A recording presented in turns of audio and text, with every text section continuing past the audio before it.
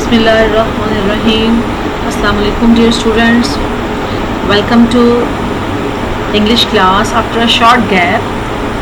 Dear students, now we will start unit number 5, poem Daffodils.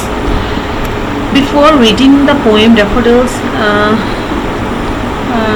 I would tell you about some definitions. I will tell you about the figures of speech, figurative speech which is used in the poem.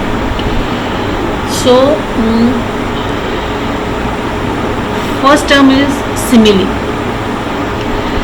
A simile is a figure of speech in which like or as is used to make a comparison between two ideas.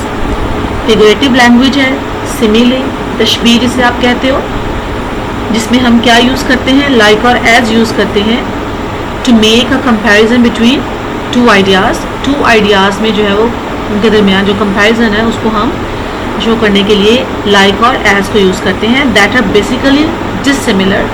Examples. First one, her eyes twinkled like stars. उसकी आंखें जो हैं वो चमकती हैं, किसकी तरह? Stars की तरह. She was as busy as a bee. Metaphor, इस्तारा जिसे आप बोलते हैं उर्दू में. If we write a comparison between two things and omit the word like, इसमें क्या होता है कि हम दो चीज़ों के बारे में कंपैरिजन करते हैं but omit the word like, लेकिन हम omit कर देते हैं, ख़त्म कर देते हैं किस वर्ड को? like को. then we are using a metaphor. तो वो क्या होगा? आपका इस्तारा होगा. आप इस्तारा को यूज़ कर रहे हैं. Examples. He proved a lion in the fight. His heart is red rose. It's very simple, it's very easy, it's very clear. Personification. Personification क्या है जी? It is a kind of metaphor. In it, lifeless objects or inanimate objects are presented as persons with human qualities. It is a figurative language technique where an object or idea is given human characteristics or qualities. जब आप किसी भी object को, inanimate object को जब आप human quality दे देते हैं, human characteristics जो है उसको आप show कर देते हो, तो वो आपका personification जो है वो कहलाता है. For example, the candle flame danced in the dark. कि जो candle है उसका जो शोला है वो dance करता है, ठीक है, अंधेरे में. The sunflowers nodded in the wind. It's very simple. Imagery. आप बना लेते हो कोई भी, आप किसी भी चीज़ को जब आप सोचते हो उसके बारे में तो आप कोई ना कोई विजुअल बना देते हो, कोई ना कोई इमेज आपके जहन में आ जाता है. अगर आप कोई लेक्चर ले रहे होते हो किसी चीज़ के बारे में, तो जब आप सुनते हो उसको तो उसका अक्स जो है वो आपके दिमाग में जो है वो बनता चला जाता है. तो इमेजरी ये पोएम्स में यूज़ किया जाता है इसको.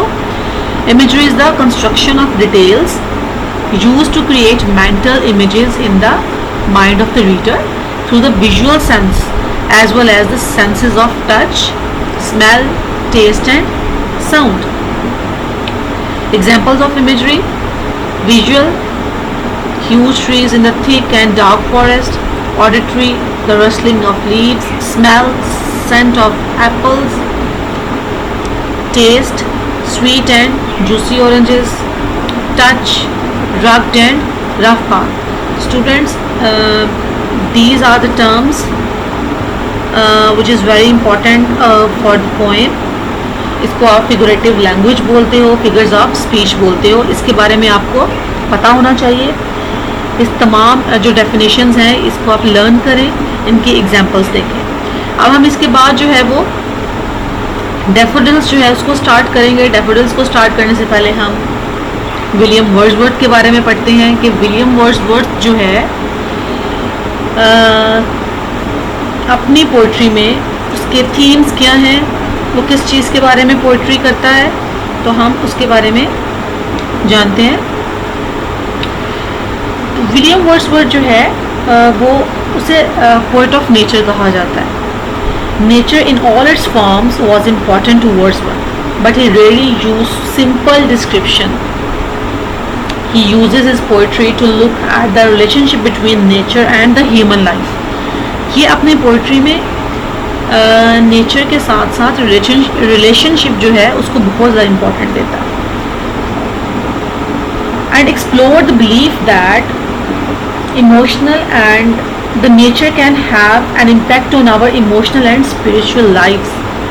He appreciates all the little things in life and express them in his poem, in his poetry.